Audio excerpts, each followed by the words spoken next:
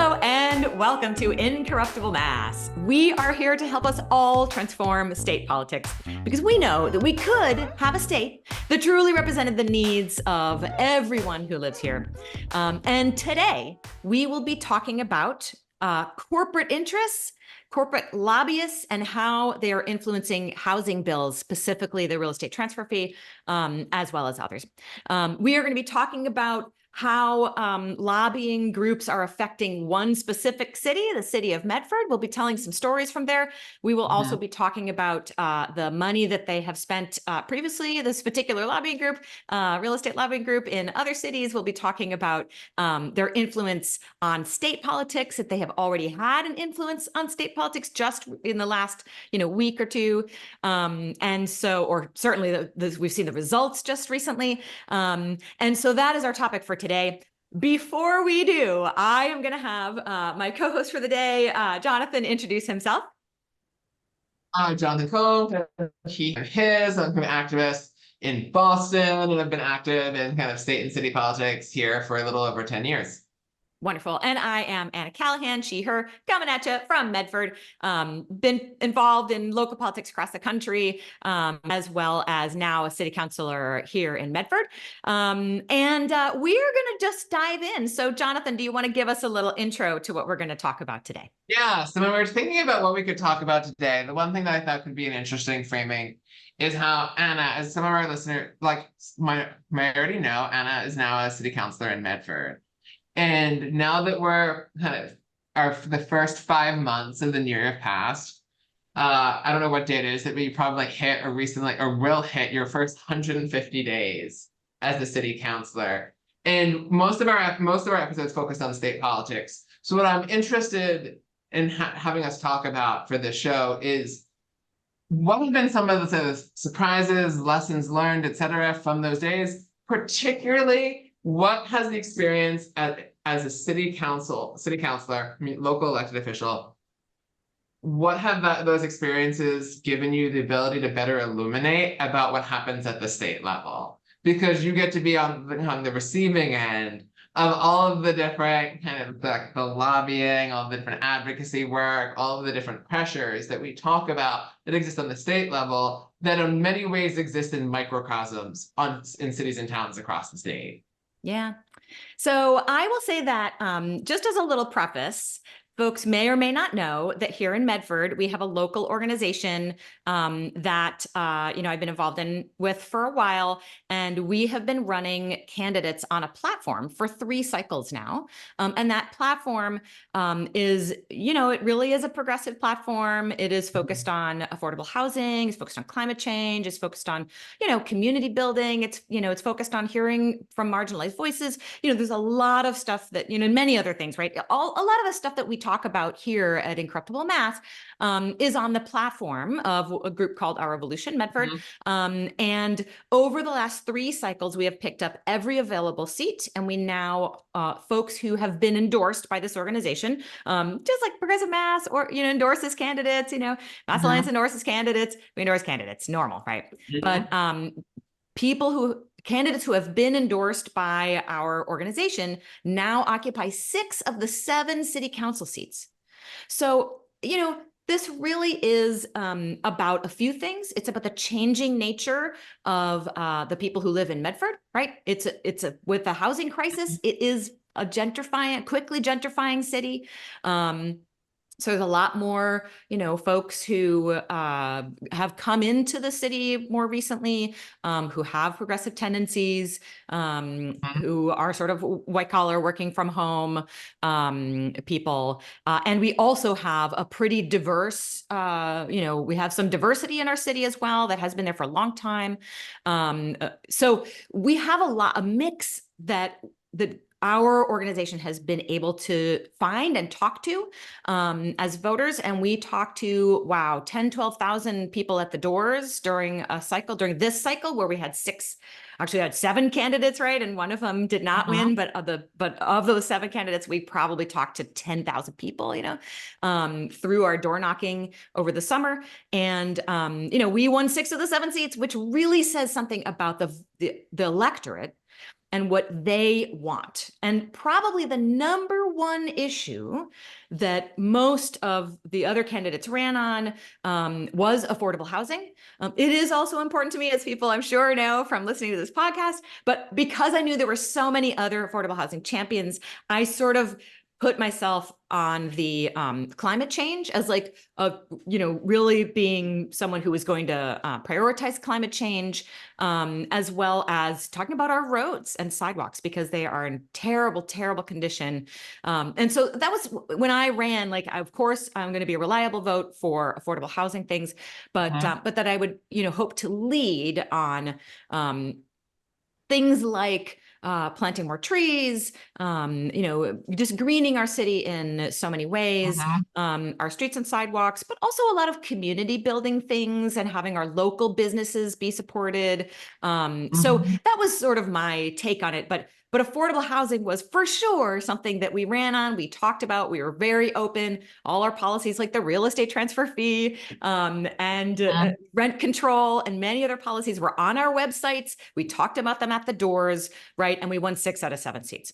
So with that preface, now we're going to talk about what has been happening. And like, it has been really a surprise, even though I knew, not really an intellectually surprised, because I knew this stuff does happen, but it has been a little bit of a shock to find that the same like 50 people are showing up to our meetings, and for a while just making everyone stay up until 1 o'clock in the morning or later, because they each take their 5 minutes multiple times, and they are, the vast majority are coming out to speak against the real estate transfer fee or rent control, or the one that surprised me, because I was the one who sponsored this particular piece of, there's no legislation yet, but wanting just to give it a number so that we could talk about it in committee, was a rental registry. And a rental registry just means if you have a rental property, that you just have to like register with the city and say, I have a rental property. And all it is like the address of the rental property and some contact information for you. That's it. And what it helps is for cities and towns to know how many of their properties are owned by corporate interests, right? Many are owned by just, small in-town landlords, as well as there's tons of reasons why it's really useful. It's useful for environmental purposes. It's useful for affordable housing purposes. It's useful for a lot of things. But it's a totally innocuous policy. Innocuous. It's like $15 to sign up the first time and $5 per year after that. I mean, it's just like nothing.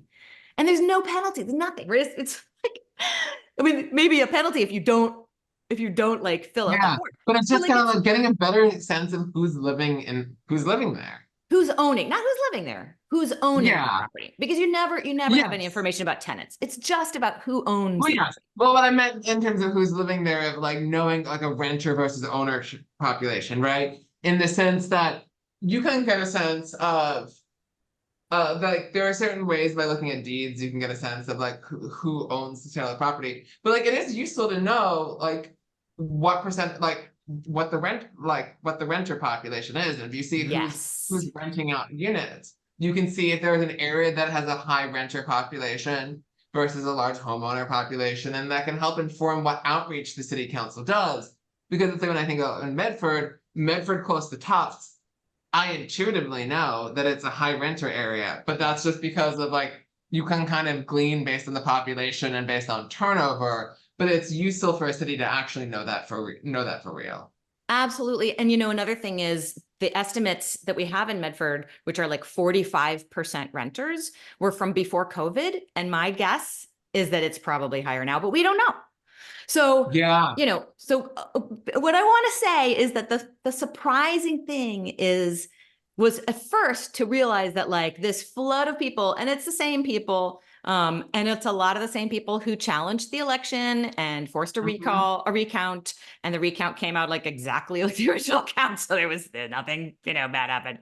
But like even after that, a lot of these people were coming out saying that like it was rigged and it wasn't a real election, and have said personally to me that they don't think I was actually elected, and that's why they think I can't make it. It was like, it's a little bit crazy, but but and not all of them, right? So a lot of them are just coming out. But what really was a shocker to me was to find out that the reason why they're coming out to all of these meetings is because a corporate lobbying group from outside of Medford is spending a lot of money to send emails and forms they can fill out and snail mail.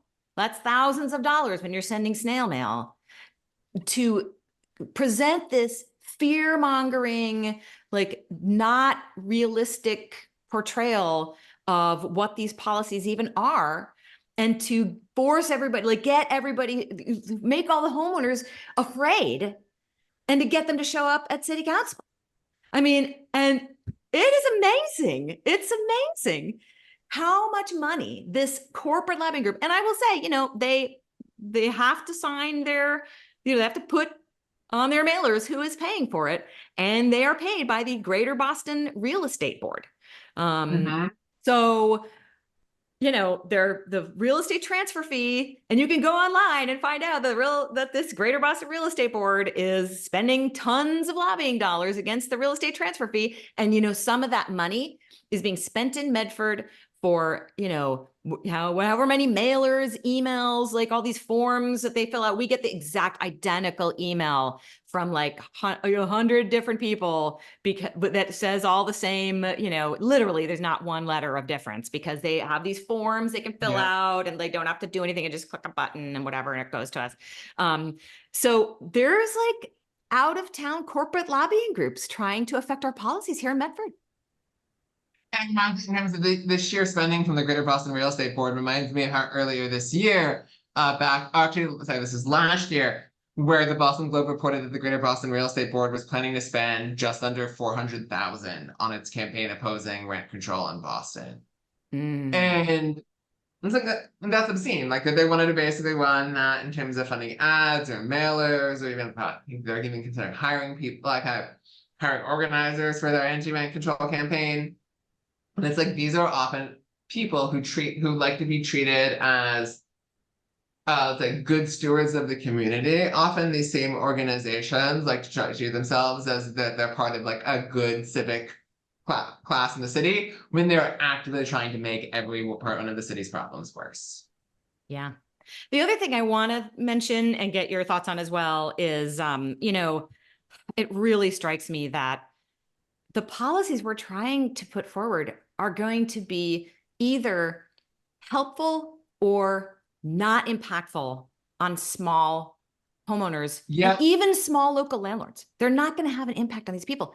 And yet this lobbying group and other real estate groups, I understand, they are incredibly good at convincing small landlords and homeowners that they are allied with their interests and that we are against their interests. And it's false. It is false, but they're so good at painting this picture. Yes, it reminds me, like, particularly with the rent control fight, like Boston's home rule petition on rent control. It's like the cap is pretty high that you're allowable. It becomes this like inflation plus 6, but I believe it's inflation plus 6, but no more than 10%. And like if you talk to a lot of like your kind of mom and pop landlord, they're probably like, oh no, I wouldn't be raising rent by more than that each year. So what is your problem? Like that. Yeah. And then it's just the idea of it that bothers it, and then they can get worked out about. In the same way in which a lot of people who are upset about the idea of a real estate transfer fee and like to that don't acknowledge that it's only for property over $1 million, and that means that most people's property, like most people are not affected by that. And not just only properties over $1 million, only the part of the property that's over $1 million. So your property sells for 1.1 million. You're only taxed on the $100,000, not on the 1.1 million. And so it's been wild to see that. The other thing that's been striking to me to see in the fight with the local option real estate transfer fee on the state level, which is a reminder to folks, is just to allow cities and towns, if they so vote, to pass such a policy to put a small fee on high-end real estate transactions to raise money for affordable housing locally. Something that can help dampen real estate speculation in the community, and also help kind of often increasingly unaffordable communities from becoming increasingly unaffordable by kind of having dedicated funding for an affordable housing trust fund. That we see the type of argument that because this won't solve everything, we can't do it. Mm-hmm. And and from a legislature that never puts things that are more than just partial solutions forward for any problem, seeing them argue that something's a partial solution, so we shouldn't do it at all, feels incredibly dishonest. And we've seen them invoke kind of some of the poorer cities in the Commonwealth, where that, yes, if you're a place like Lawrence or Springfield, you probably don't have very many properties above $1 million.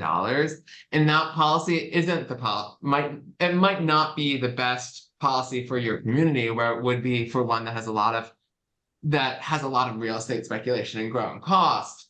But that's not a reason to prevent a city or town from doing it.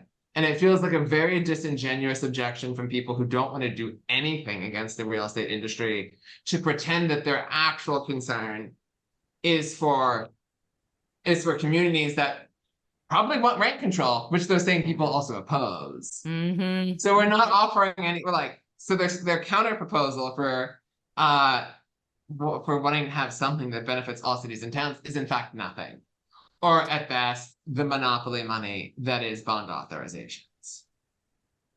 Yeah, and let's be clear too. The governor's housing bill included a real estate transfer fee proposal.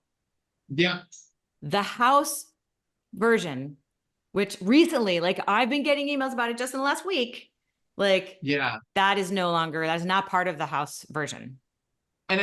And it speaks also, and I want to reiterate as we're talking about this, about one of the things that we've often spoken about the problems with how the House in particular operates, is that they released this bill on Monday to the public and to many of the members. They're voting on it tomorrow. Amendments to that bill that was released Monday morning were due end of business on Monday. Ugh. They will have a full day today. And then tomorrow they'll be voting on all of those. That is not a deliberative process. It's crazy. That is what you do when you view everything as a foregone conclusion. And that something will remain largely unchanged, with the only things getting back into it are things that you've already given blessing to and want to give credit to a specific state representative to have their name attached to it in its inclusion. And to prevent any grassroots organizations from ever being able to have a say or to mobilize people or anything. Exactly. That becomes it's much more difficult to do that if you're trying to get people to contact their legislators. There's something. Not everybody is reading every email that comes into them every minute and every hour of the day. So by the time some people might even see an email asking them to contact their legislators about something, it's already done. Yeah. So, I have to say, it has been fascinating to see from a local perspective, the way that they spend money. Because you think, oh, they're spending money at the state level. Like, what does that look like? Oh, they're talking to, state senators, and they're talking to the leadership and blah, blah, blah. It's all invisible. But it is not invisible in Medford. We have also reports of people who support us who are like, we're getting these postcards and letters and all this stuff, and it's so ugly. And how do we, whatever, how do we work against it? And the truth is, they can get 50 people to show up and keep us up until 1 o'clock in the morning. But we talked to 10,000 people, and we didn't win 3 seats or 4 seats out of 7. We won 6 seats out of 7, and we ran on these policies. And people will be there. And it is also, this should not be a surprise. People say really ugly things.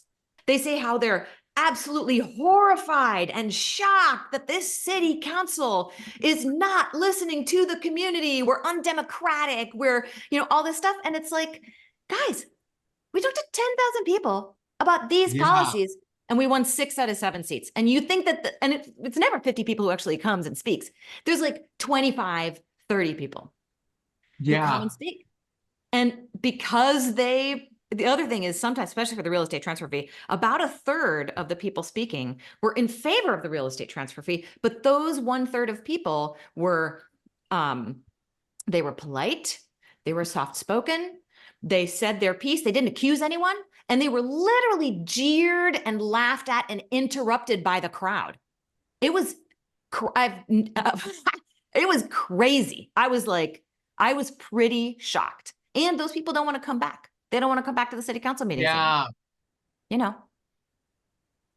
Yeah, no, they're trying to just make it a hostile, trying to make it a hostile space for the other attendees and for the counselors to be able to win on that rather than on merit of argument. Yeah. Yeah.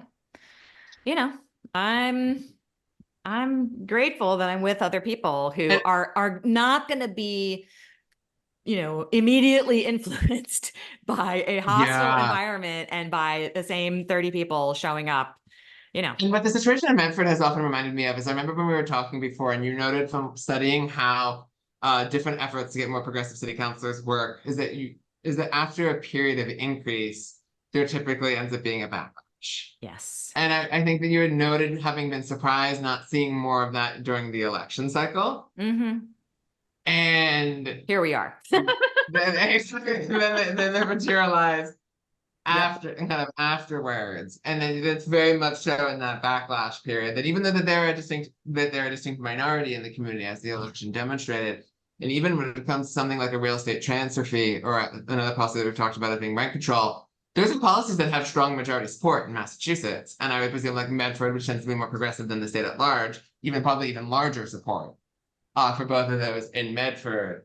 That it's a small group of people trying to make themselves have a small group of people who are sad to see that their felt sense of power in the community is diminishing, want to try to pretend that they're representative of the whole.